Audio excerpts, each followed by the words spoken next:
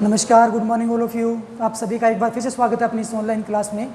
अपने बात कर रहे थे समांतर प्लेट संधारित्र से संबंधित धारिताओं की गणना की, और लास्ट क्लास में जो मैं लास्ट वीडियो अपलोड किया था जिसमें मैंने संधारित्र के जो सिद्धांत है उसको रिपीट किया था। आई होप जिन बच्चों को समस्या थी संधारित्र के सिद्धांत में उन्होंने उस वीडियो को देख लिया होगा, और यदि नहीं देखा है तो मेरा जो लास्ट वीडियो है उसको आप एक बार देख लीजिएगा जिसमें मैंने संधारित्र के सिद्धांत को रिपीट किया है। अब इसी कड़ी में हम आगे बात करने वाले हैं समांतर प्लेट संधारित्र की धारिता की गणना जबकि प्लेटों के मध्य विभिन्न पैरा विद्युत माध्यम भरे गए हों।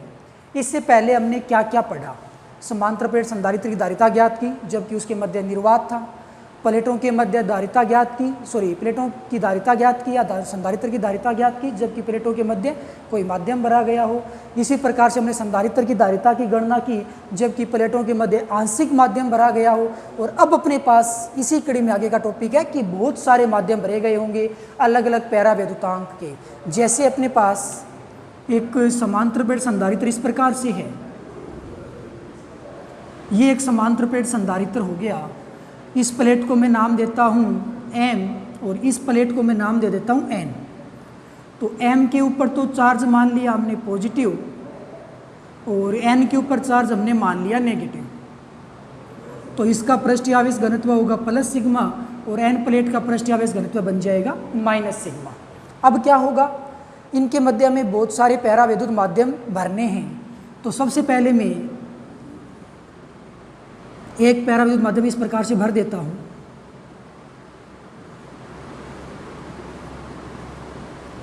ये हमने एक पदार्थ भर दिया जिसकी मोटाई सपोज दैट T1 है और इसका जो पैरा विद्युतांक है वो एप्सिलॉन R1 है, एप्सिलॉन R1। प्लेटों के बीच की कुल दूरी हम कितनी मानेंगे?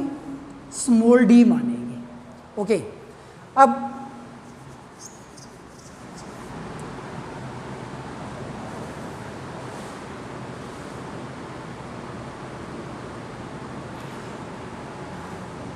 एक और प्लेट भर दें या एक और माध्यम यहाँ पे रख दें कुछ इस प्रकार से। ये अपने पास दूसरा माध्यम हो गया। इसकी मोटाई आप मान लो T2, इसका पैरा विद्युतांक मान लिया एप्सिलॉन R2। इसी प्रकार से हम एक और मीडियम भर देते हैं। सपोज दैट इसके बीच में एक मीडियम और है, उसको अपने तीसरा मीडियम मान लेते हैं जिसकी मोटाई आप इस तीसरे को T3 मोटाई दे दो और बीच वाले की मोटाई मान लो T2। और यहाँ पे बीच वाले का पैरा विद्युतांक है वो तो मान लिया हमने एप्सिलॉन R2 और इसका पैरा विद्युतांक मान लिया एप्सिलॉन R3। इसी प्रकार से हमने तीन मीडियम तो यहाँ पे भर दिए हैं। इसी प्रकार से हम कंटिन्यूसली यदि बात करें तो लास्ट में यूँ मानो कि अपने पास N माध्यम भरे हुए हैं और इस Nवें माध्यम की मोटाई Tn है और इसका पैरा विद्युतांक है वो एप्सिलॉन Rn है। इस प्रकार से एक Nवां माध्यम भी अपने पास भरा हुआ है दो प्लेटों के मध्य। तो कुल मिलाकर के बात ये हो गई कि अपने पास ये जो भी व्यवस्था है इसमें हमने N पैरा विद्युतांक के माध्यम भर दिए हैं जिसमें प्रत्येक की मोटाई T1, T2, T3 इसी प्रकार Tn तक है और इसका जो पैरा विद्युतांक है वो epsilon R1, epsilon R2, epsilon R3। इसी प्रकार से Nवीं माध्यम का पैरा विद्युतांक एप्सिलॉन Rn हो गया। ये अपने पास एक व्यवस्था हो गई। तो अब ये जो अपने पास संधारित्र था इसकी धारिता कितनी बनेगी उसका हमें मान ज्ञात करना है। तो धारिता का मान ज्ञात करने का बेसिक स्टेप मैंने आपको बताया था कि सबसे पहले आप विद्युत क्षेत्र की तीव्रता ज्ञात कर लो, उसके पश्चात आपको विभव ज्ञात करना है या विभवांतर ज्ञात करना है और उसके बाद में फाइनली आप धारिता ज्ञात कर पाओगे। तो सबसे पहले हम क्या करेंगे, इन प्लेटों के मध्य एक निश्चित पॉइंट पे विद्युत क्षेत्र की तीव्रता ज्ञात करेंगे। अब तीव्रता किस प्रकार से ज्ञात करोगे? तीव्रताएं कुल मिलाकर के प्लेटों के मध्य होंगी कितनी? तीव्रताएं उतनी ही होंगी जितने यहाँ पे माध्यम भरे गए हैं, प्लस में एक निर्वात के कारण तीव्रता और हो जाएगी। तो इन दो प्लेटों के मध्य में निर्वात है वो कितनी दूरी में है? कुल दूरी कितनी थी? इन प्लेटों के मध्य की कुल दूरी है वो d थी। अब माध्यम कितने में भर दिया गया? T1 plus T2 plus T3 plus Tn। तो शेष निर्वात कितना बचेगा? निर्वात बचेगा d minus T1 plus T2 plus T3। Likewise ये कुल मोटाई हमने घटा दी कंप्लीट मोटाई में से, तो ये किसकी डिस्टेंस निकल के आएगी, ये निर्वात की दूरी निकल के आएगी। किसकी दूरी निकल के आएगी, निर्वात की दूरी कितनी बनेगी, d, यानी कि कंप्लीट दूरी में से जितनी दूरी में प्लेटें हैं उनकी दूरी को हमने माइनस कर दिया, तो ये निर्वात की दूरी निकल के आ जाती है। तो अब आप यहाँ पे सबसे पहले तीव्रताएं कैसे ज्ञात करोगे और कितनी तीव्रताएं बन जाएंगी। एक तीव्रता तो होगी निर्वात के कारण, कितनी होती है तीव्रता निर्वात के कारण, सिग्मा बटे एप्सिलॉन नोट होती है। अब और तीव्रताएं किन के कारण होंगी, जितनी भी प्लेटें हैं प्रत्येक प्लेट के कारण भी एक एक तीव्रता बनेगी। सबके कारण अलग अलग क्यों बनेगी, क्योंकि प्रत्येक प्लेट का जो पैराविद्युतांक है वो डिफरेंट है। जैसे पहले वाले का एप्सिलॉन R1 है, दूसरी प्लेट का एप्सिलॉन R2 है, लाइकवाइज इसी प्रकार से आगे कंटिन्यू है। तो प्रत्येक प्लेट के कारण जो तीव्रता बननी है वो डिफरेंट बननी है। तो कुल मिलाकर के बात ये हो गई कि हमें कंप्लीटली तीव्रताओं को पहले समझना है, फिर कंप्लीट विभव कितना बन जाएगा, जितने प्रकार की तीव्रताएं अपने सामने होंगी उतने ही प्रकार के विभव होंगे, और कंप्लीट विभव को आप जोड़ दोगे तो वो कंप्लीट विभव निकल के आ जाएगा, या दो प्लेटों के मध्य विभवांतर निकल के आ जाएगा। तो सबसे पहले हम क्या करेंगे, इनकी तीव्रताएं अपने ज्ञात करेंगे। तो सबसे पहले हम ऐसा करेंगे कि निर्वात के कारण तीव्रता, निर्वात के कारण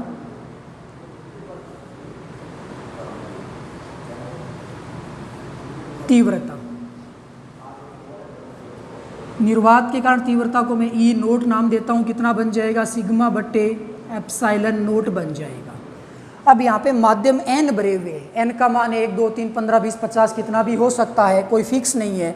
अतः हम प्रत्येक माध्यम के कारण अलग अलग तीव्रताएं ज्ञात नहीं करने वाले हैं, हम सिर्फ अपने दिमाग में इस बात को सेट रखेंगे कि प्रत्येक माध्यम के कारण तीव्रता होगी कितनी। अब जैसे हमें पूछ ले कोई कि भाई पहली प्लेट के कारण तीव्रता कितनी बनेगी, तो भाई निर्वात के कारण तीव्रता सिग्मा बटे एप्सिलॉन नोट होती है, और पहली प्लेट है एप्सिलॉन R1 पैराविद्युतांक की, तो इसके कारण तीव्रता कितनी बन जाएगी। तो सिंपली हम जानते हैं कि जो भी पैराविद्युतांक होता है वो एप्सिलॉन नोट के साथ मल्टीप्लाई होता है, तो पहली प्लेट के कारण तीव्रता का मान है वो इतना आ जाएगा।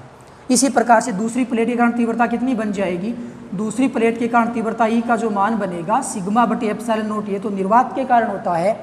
दूसरी प्लेट का पैराविद्युतांक एप्सिलॉन R2 है, तो एप्सिलॉन नोट के साथ इसको मल्टीप्लाई कर दो, ये दूसरी प्लेट के कारण तीव्रता आ जाएगी। कहने का मतलब प्रत्येक प्लेट के कारण तीव्रता हमें पता है। सिंपल सी बात है, जिस प्लेट के कारण आपको तीव्रता ज्ञात करनी हो उस अपवर्त पैराविद्युतांक को आप एप्सिलॉन नोट के साथ मल्टीप्लाई कर देना, उस प्लेट से संबंधित तीव्रता या उस प्लेट के कारण तीव्रता निकल के आ जाएगी, या उस माध्यम के कारण तीव्रता निकल के आ जाएगी। इस बात को सिर्फ अपने दिमाग में रखेंगे, माइंड में रखेंगे। तो कुल मिलाकर के हमें प्रत्येक प्लेट के कारण यहाँ पे तीव्रता है वो डिफाइन नहीं करनी है, सीधा हम विभव ज्ञात कर लेंगे इस तीव्रताओं को, फॉर्मूलों को ध्यान में रखते हुए।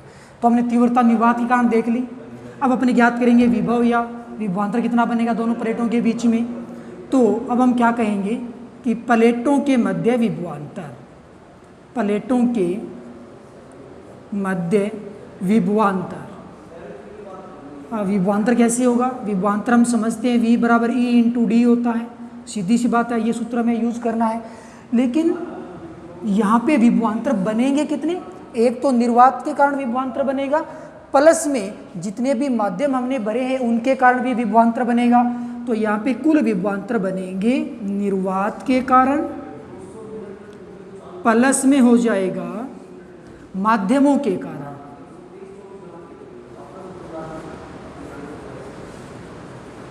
ओके, अब ज्ञात कैसे होगा विभवांतर का मान, V इज इक्वल, देखो सीधा सा सूत्र होता है V बराबर E इंटू डी।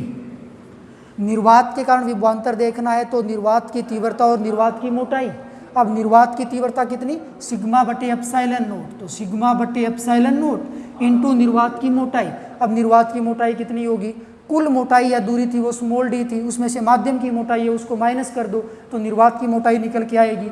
तो भाई ये मान कितना बचेगा अपने पास, डी में से माध्यम की मोटाई को कर देंगे माइनस, और ये Tn तक है, इतनी मोटाई को हमने माइनस कर दिया तो ये बन जाएगी निर्वात की मोटाई, प्लस माध्यमों के कारण, जैसे पहला माध्यम दूसरा तीसरा nवां माध्यम, तो पहले माध्यम के कारण विभवांतर कैसे बनेगा, माध्यम पहले का विभवांतर बराबर पहले के कारण तीव्रता गुणा पहले की मोटाई। तो पहले के कारण तीव्रता कितनी होगी, सिग्मा बटे एप्सिलॉन नोट एप्सिलॉन R1, तो ये होगा सिग्मा बटे epsilon note epsilon R1 into पहले की मोटाई कितना हो जाएगा T1। अब दूसरे माध्यम के कारण देखो, दूसरे माध्यम के कारण विभवांतर देखोगे तो दूसरे माध्यम की तीव्रता और दूसरे माध्यम की मोटाई, तो दूसरे माध्यम की तीव्रता कितनी होगी सिग्मा बटे एप्साइलन नोट एप्साइलन R2। तो यहाँ पे होगा सिग्मा बटे epsilon note epsilon R2 into T2। इसी प्रकार से आप n वाले माध्यम के पास चले जाइए तो n वाले माध्यम की तीव्रता कितनी बन जाएगी सिग्मा बटे एप्साइलन नोट एप्साइलन Rn बन जाएगा। तो ये हो जाएगा सिग्मा बटे एप्साइलन नोट एप्साइलन Rn और मोटाई कितनी हो जाएगी Tn हो जाएगी। ये आ गया जी कुल विभवांतर। अब इसको थोड़ा सा अरेंज कर लो, कुछ कॉमन आ रहा है उस कॉमन को पहले ले लो। कॉमन आ रहा है सिग्मा बटे एप्साइलन नोट, सब में कॉमन आ रहा है सिग्मा बटे एप्साइलन नोट, तो यहाँ पे बचेगा ये ब्रैकेट, ब्रैकेट की वैल्यू कितनी है d minus T1 plus T2, इसी प्रकार से ये Tn तक है, प्लस में होगा T1 बटे एप्साइलन R1, ये बचेगा यहाँ पे, यहाँ बचेगा T2 बटे एप्साइलन R2, लाइकवाइज Tn बटे एप्साइलन Rn। इतना मान आ गया जी विभवांतर का, और ये अपने समीकरण नंबर 2 ज्ञात हो गए। सिंपल हमने विभवांतर ज्ञात कर लिया, अब हम आसानी से क्या ज्ञात कर पाएंगे धारिता ज्ञात करेंगे। अतः धारिता, तो धारिता का सिंपल सूत्र होता है C बराबर Q बटे V, और V के लिए पूरी वैल्यू आनी है, तो ये कितना होगा सिग्मा बटे एप्साइलन नोट, और यहाँ पे आएगा d minus T1 plus T2 likewise Tn तक, प्लस हो जाएगा T1 बटे एप्साइलन R1, प्लस ये हो जाएगा T2 बटे एप्साइलन R2, लाइकवाइज ये हो जाएगा Tn बटे एप्साइलन Rn। ये काम हो गया।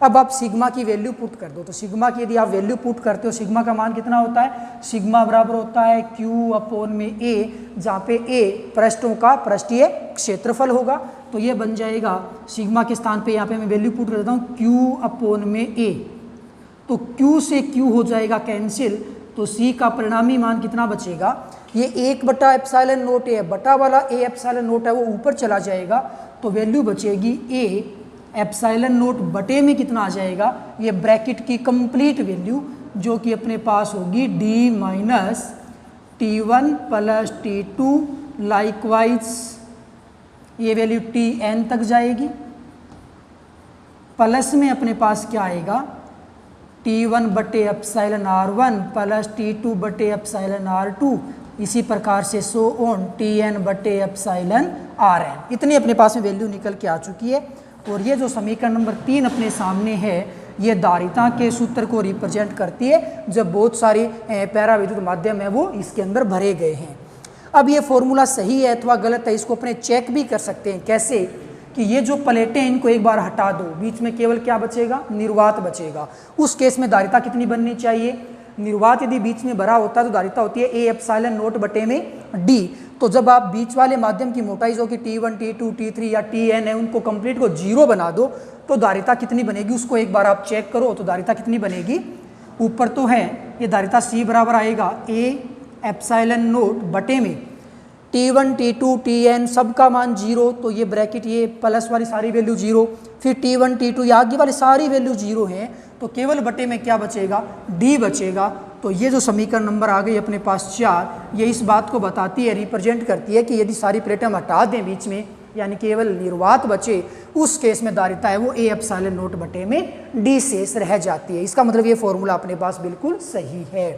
तो ये था अपने पास समांतर प्लेट संधारित्र की धारिता की गणना, जबकि प्लेटों के मध्य विभिन्न पैरा विद्युत माध्यम भरे गए होंगे। तो कुल मिलाकर के समांतर प्लेट से संबंधित अपने पास 4 से 5 डेरिवेशन थी, प्रत्येक डेरिवेशन को हमने अलग से समझा है।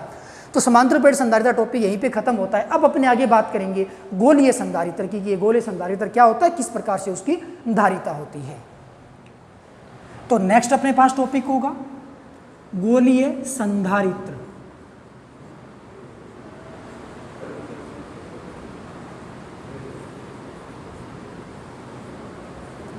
ये गोलीय संधारित्र एक्चुअल में होता क्या है। संधारित्र में 2 प्लेटें होती हैं, एक आवेश ग्रहण करने का काम करती है, जबकि दूसरी प्लेट पहले वाली प्लेट के विभव में कमी करने का कार्य करती है। गोलीय संधारित्र में भी दो प्लेटें होंगी, लेकिन दोनों प्लेटों की जो आकृति या आकार होगा वो कैसा होगा, गोलाकार होगा। तो कुल मिलाकर के इस प्रकार की व्यवस्था बनेगी कि सपोज दैट ये एक गोलाकार प्लेट हो गई अपने पास, गोलाकार आकृति की, दूसरी जो प्लेट होती है वो इसके अंदर होती है इस प्रकार से। तो ये दोनों जो गोलाकार प्लेटें होती हैं वो सकेंद्रीय होती हैं, यानी कि दोनों का केंद्र बिंदु एक ही होता है, जिसमें से एक की त्रिज्या R1 समझ लो, दूसरे की त्रिज्या यहाँ पे R2 समझ लो। तो थोड़ा सा ध्यान हमें ये रखना है कि समांतर प्लेट संधारित्र में जो भी प्लेटें थी उनका क्षेत्रफल यानी कि आकार बराबर था, क्योंकि वो दोनों एक दूसरे के पैरेलल थी। अब यहाँ पे क्या होगा, यहाँ पे दोनों ही गोलीय प्लेटों का आकार एग्जैक्ट तो बराबर नहीं हो पाएगा, क्षेत्रफल एग्जैक्ट बराबर नहीं हो पाएगा, क्योंकि एक गोलाकार आकृति है या एक गोलाकार प्लेट है वो दूसरी के अंदर है, लेकिन दोनों का आकार लगभग बराबर होगा। यानी कि दोनों प्लेटों के बीच में डिस्टेंस है वो मिनिमम होगी, कम से कम होगी। जितनी कम डिस्टेंस हम रख सकते हैं उतनी डिस्टेंस कम से कम रखेंगे, यानी कि दोनों गोलाकार प्लेटों का क्षेत्रफल है वो लगभग बराबर होगा। तो एग्जैक्ट बराबर नहीं होने वाला है। तो गोलीय संधारित्र हम किसे कहेंगे कि गोलीय संधारित्र की डेफिनेशन क्या बनने वाली है, वह संधारित्र जिसमें लगभग समान पृष्ठीय क्षेत्रफल की दो गोलाकार प्लेटें एक युग्म के रूप में होती हैं, तो उस युग्म रूपी संरचना या व्यवस्था को अपने क्या कहेंगे, गोलीय संधारित्र कहेंगे। अब ये जो गोलीय संधारित्र अपने बनेगा इसकी भी एक निश्चित धारिता होगी। इसमें से अपने जो अंदर वाली प्लेट है उसको तो हम किसी बैटरी से जोड़ के इसको आवेशित करेंगे, और बाहर वाली प्लेट के बाहर वाले भाग को हम क्या करेंगे, ग्राउंडेड करेंगे। तो कुल मिलाकर के इस गोलीय संधारित्र की जो संरचना बनेगी वो कुछ ऐसी होगी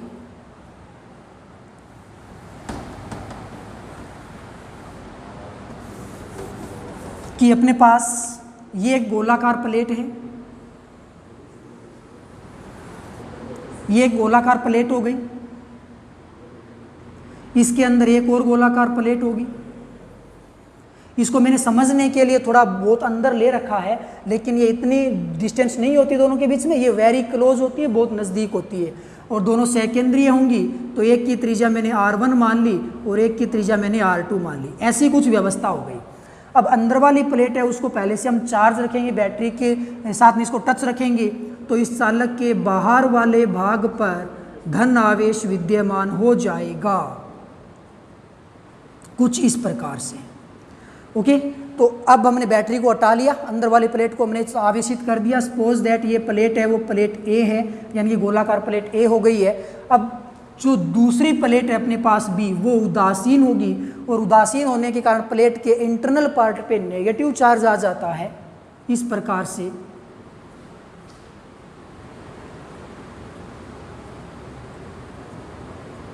और बाहर वाली साइड पे पॉजिटिव चार्ज आ जाता है। लेकिन जब बाहर वाली साइड को अपने ग्राउंडेड कर देते हैं, भू संपर्कित कर देते हैं, ऐसा कुछ सिस्टम बन जाता है, तो बाहर का जो पॉजिटिव चार्ज है वो कंप्लीटली ग्राउंड से आने वाले इलेक्ट्रॉनों से निरस्त हो जाता है। बाहर कंप्लीट आवेश जीरो रहता है, यानी कि इस प्लेट के बाहर की साइड में जो विभव रहता है वो जीरो बन जाता है, क्योंकि बाहर कोई भी चार्ज विद्यमान नहीं है। तो अब क्या होगा, अब अपने कंप्लीट इसकी धारिता ज्ञात करने की कोशिश करेंगे। तो प्रोसेस तो वही होगी, आप सबसे पहले विद्युत क्षेत्र की तीव्रता देखो, विभव देखो, उसके बाद धारिता ज्ञात करो। लेकिन यहाँ पे हमें तीव्रता ज्ञात करने की ज़रूरत नहीं पड़ेगी, क्योंकि आप एक गोलाकार चालक के लिए विभव डायरेक्टली जानते हो। जैसा कि हमने लेसन नंबर 3 में विभव के बारे में पढ़ा है, गोलाकार आकृति के पृष्ठ के ऊपर, गोलाकार चालक के पृष्ठ के ऊपर विभव KQ/R होता है, जहाँ पे R उस गोले की त्रिज्या होती है। तो इससे पहले जो समांतर प्लेट संधारित्र थे उसमें हमने तीव्रता ज्ञात की थी, क्योंकि प्लेटों के लिए डायरेक्टली विभव हमें नहीं पता था, अतः हमने वहाँ पे विभव तीव्रता के कारण ज्ञात किया था। यहाँ ऐसा तीव्रता ज्ञात करने की कोई आवश्यकता नहीं होगी, क्योंकि हम किसी चालक गोले के लिए विभव का मान डायरेक्टली जानते हैं। तो यहाँ पे एक स्टेप कम हो जाता है धारिता ज्ञात करने के लिए। तो सीधा सा अपने क्या करेंगे कि भाई इसके लिए विभव ज्ञात करेंगे, विभव ज्ञात करते ही धारिता ज्ञात हो जाएगी। तो उसके लिए सपोज दैट कि ए गोले पे जो चार्ज है वो +Q है, और बी गोले पे जो चार्ज है वो -Q है, यानी कि परिमाण में समान होंगे आवेश। और गोले संधारित्र का जो कुल आवेश बनेगा, कुल परिमाण बनेगा आवेश का, वो 0 बनना है, क्योंकि प्लस माइनस एक दूसरे को निरस्त कर देंगे। तो सबसे पहले हम क्या करेंगे, दोनों प्लेटों के मध्य विभवांतर ज्ञात करेंगे। तो विभवांतर कैसे ज्ञात करोगे, ज़रा गौर से सुनना बात को, कि हमें ए प्लेट के पृष्ठ पे विभव देखना है, कितना बनेगा बाहर वाले भाग पे, बी प्लेट के बाहर वाले भाग पे विभव देखना है, कितना बनेगा, और दोनों के विभव का अंतर कर देंगे तो प्लेटों के बीच का विभवांतर आ जाएगा। और आप जरूरी नहीं कि विभवांतर ज्ञात करो, आप विभव भी ज्ञात कर सकते हो। तो ए प्लेट के बाहर वाले भाग पे विभव ज्ञात कर दो, उतना ही दोनों का विभवांतर होता है। क्यों? क्योंकि बी प्लेट के बाहर वाले भाग पे जो विभव रहता है वो 0 रहता है। तो ए प्लेट के बाहर वाले भाग पे मान लो 5 वोल्ट का विभव आया, तो ये जो 5 वोल्ट का विभव है इतना ही दोनों का विभवांतर बनेगा। कैसे बनेगा? ए प्लेट के बाहर वाले भाग पे विभव माइनस बी प्लेट के बाहर वाले भाग पे विभव जो कि 0 है, तो 5 में से 0 वोल्ट घटाओगे मान तो कितना बना रहेगा, 5 वोल्ट ही बना रहेगा। तो चाहो तो आप ए प्लेट के बाहर वाले भाग पे विभव ज्ञात कर लो, और चाहो तो दोनों भागों का आप या दोनों प्लेटों के मध्य का विभवांतर ज्ञात कर लो, रिजल्ट सेम आना है। अपने यहाँ पे क्या करेंगे, अपने यहाँ पे दोनों प्लेटों के मध्य विभवांतर ज्ञात करेंगे। तो सबसे पहले आप ए प्लेट के बाहरी भाग पे विभव देखो कितना बनेगा। अब एक्चुअल में क्या है, इस पूरे गोलाकार आकृति को मैं 2 अलग अलग भाग में तोड़ के समझाने की कोशिश करता हूँ। तो अपने पास ये एक गोलाकार आकृति थी, ए गोला था अपने पास, चालक गोला। सो त्रिज्या इसकी कितनी है, अंदर वाले की त्रिज्या है वो R1 है। कितनी है? R1 है। तो भाई हम ये जानते हैं कि किसी चालक गोले के पृष्ठ पे विभव कितना होता है। पृष्ठ पे विभव का जो सूत्र होता है वो होता है KQ/R, और R यहाँ पे त्रिज्या होता है, अतः हमने यहाँ पे R1 लिख दिया, और Q यहाँ पे इस गोले को मिलने वाला आवेश हो गया। ठीक है जी। अब क्या हो गया, यहाँ पे एक तो विभव ये हो गया। अब दूसरी बात, अब इस पॉइंट पे यानी कि इस ए गोले के बाहरी पृष्ठ पे एक विभव और होगा। वो किसके कारण होगा? वो बाहर वाले गोले के पास जो नेगेटिव चार्ज है उसके कारण विभव होगा। अब क्यों होगा उसके कारण? क्योंकि अपने पास कोई भी यदि चालक गोला होता है, उस गोले के लिए हम ये जानते हैं कि उस चालक गोले के अंदर भी विभव होता है, चालक गोले के पृष्ठ पे भी विभव होता है, और चालक गोले के अंदर विभव उतना ही होता है जितना उसके पृष्ठ पे होता है। तो सपोज दैट यहाँ पे यदि ये माइनस आवेश है बाहर वाला, इसको मैं बी गोला यदि मान लूँ, तो भाई इसके ऊपर कौन सा चार्ज है? माइनस। तो पृष्ठ पे आंतरिक भाग पे कितना विभव बनेगा? वो बनेगा माइनस का KQ/R2, क्योंकि इसकी त्रिज्या R2 है। तो इतना विभव इसके पृष्ठ के आंतरिक भाग पे है, तो उतना ही विभव इसके इंटरनल कंप्लीट पार्ट पे होगा। तो किसी भी बिंदु पर आप अंदर विभव ज्ञात करोगे, उसका मान कितना बना रहेगा? माइनस का KQ/R2 बना रहेगा। ऐसा हमने लेसन नंबर 3 में पढ़ा था, क्योंकि चालक गोले के पृष्ठ के अंदर जो विभव होता है वो एक समान होता है। तो आप क्या करोगे, अंदर वाला जो गोला था वो ये था, तो यहाँ आपने पहले विभव ज्ञात किया इस प्लस आवेश के कारण। अब यहीं पे एक विभव और उत्पन्न हो गया इस माइनस आवेश के कारण। मतलब इस ए गोले के बाहरी सतह पे कुल कितने विभव होंगे? 2 विभव। किस किस के कारण? ए गोले के धनात्मक आवेश के कारण और बी गोले के ऋणात्मक आवेश के कारण। तो फिर बी गोले के ऋणात्मक आवेश के कारण विभव कितना बनेगा? माइनस का KQ/R2 बनेगा। तो इस पॉइंट पे परिणामी विभव कितना बन जाएगा? दोनों विभव का योग कर दोगे तो उसका परिणामी विभव अपने सामने निकल के आएगा। चलिए अब अपने इसका परिणामी विभव ज्ञात करते हैं। तो सबसे पहले आप क्या कहोगे, ए गोले के बाहरी पृष्ठ पर परिणामी विभव कैसे ज्ञात करोगे? VA नाम दे दिया, इज इक्वल होगा धनात्मक आवेश के कारण विभव, पॉजिटिव के कारण विभव, प्लस नेगेटिव के कारण विभव। पॉजिटिव है वो तो ए गोले का है और नेगेटिव है वो बी गोले का है। तो ए गोले के बाहरी भाग पे पॉजिटिव के कारण कितना बनेगा? पॉजिटिव ए गोले का है तो हम ये जानते हैं KQ/R होता है, R वहाँ पे त्रिज्या होता है, तो ए गोले की जो त्रिज्या है वो कितनी है? R1 है। प्लस नेगेटिव के कारण, नेगेटिव तो बी गोले का है, तो बी गोले के कारण अंदर की ओर कितना विभव बनेगा? वो बनेगा नेगेटिव है तो जी नेगेटिव के पदों में आएगा KQ/R2। R2 यहाँ पे दूसरे बाहर वाले गोले की त्रिज्या है। इसको थोड़ा सा आप अरेंज कर लो। तो VA बराबर क्या बनेगा, KQ यहाँ पे कॉमन आया तो ये हो गया 1/R1 माइनस 1/R2। थोड़ा सा और अरेंज कर लो भाई, ये बन जाएगा KQ, एलसीएम ले लो R1 R2, यहाँ पे एलसीएम आ जाएगा तो ये बचेगा R2 माइनस R1। और ये अपने पास समीकरण नंबर 1 में कुल विभव निकल के आ गया A गोले के बाहरी पृष्ठ का। अब B गोले के बाहरी पृष्ठ पे विभव कितना होगा, B गोले के बाहरी पृष्ठ पर विभव कितना बन जाएगा जी, तो B गोला तो बाहरी जो भाग है वो तो भू संपर्कित है, ग्राउंडेड है, आवेश है ही नहीं, तो वहां पे विभव कितना बनेगा, 0 बनेगा। अब आप विभवांतर ज्ञात कर लो, कैसे ज्ञात करोगे, A गोले के विभव में से B गोले के विभव को घटा दो, अतः प्लेटों के मध्य विभवांतर कितना बन जाएगा, विभवांतर बन जाएगा V is equal VA minus VB। अब VA कितना है, VA ये रहा KQ R2 माइनस R1 बटे R1 R2 और माइनस 0 कर दोगे तो परिणामी मान है वो कितना बना रहेगा, परिणामी मान KQ R2 माइनस R1 बटे R1 R2। ये समीकरण नंबर 2 या 3 अपने पास परिणामी विभवांतर दोनों प्लेटों के मध्य निकल के आ जाएगा। विभवांतर ज्ञात हो गया। अब सिंपल अपने क्या करेंगे, धारिता ज्ञात करेंगे। अतः धारिता कितनी बन जाएगी, तो अपने पास जो धारिता का मान होगा C बराबर Q बटे V होता है, यहाँ पे आप V की वैल्यू पुट कर दो तो Q बटे आ जाएगा KQ R2 माइनस R1 बटे R1 R2। यहाँ पे K की वैल्यू पुट कर दे 1/4 पाई एप्सिलॉन नोट, तो Q से Q कैंसिल, C बराबर आएगा 4 पाई एप्सिलॉन नोट, और ये बटा में है तो इसको रिवर्स कर दो, R1 R2 ऊपर चला जाएगा तो ये बन जाएगा R1 R2 बटे R2 माइनस R1। ये समीकरण नंबर 4 निकल के आ जाएगा। अब अपने क्या करेंगे, इस सूत्र को याद कैसे रखोगे।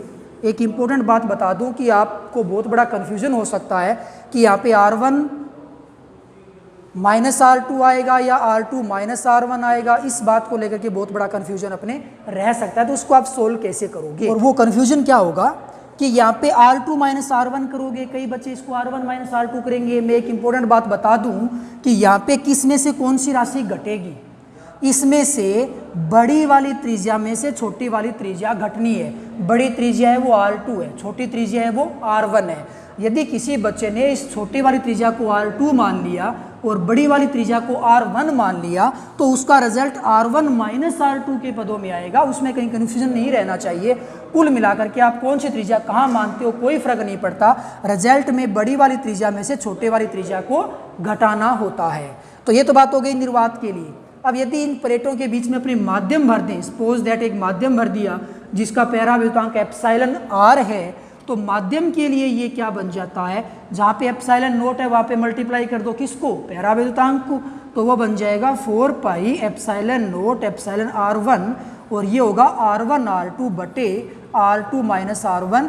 ये समीकरण नंबर 5 अपने किसी मीडियम के लिए आ जाएगी जिसका परावर्तनांक एप्सिलॉन R1 होगा। तो ये है अपने पास गोलीय संधारित्र जिसको आप अच्छे से कंठस्थ याद रखोगे। और ये क्वेश्चन आई थिंक इस बार 2020-21 के सेशन में मेन एग्जाम में 3 नंबर का आ सकता है, हो सकता है ये 4 नंबर का भी आ जाए। तो थोड़ा इसको अच्छे से गौर से ध्यान में रखोगे। सो आज के लिए बस इतना ही, कल लौटेंगे अपने किसी नए टॉपिक के साथ। तब तक के लिए बाय, थैंक यू।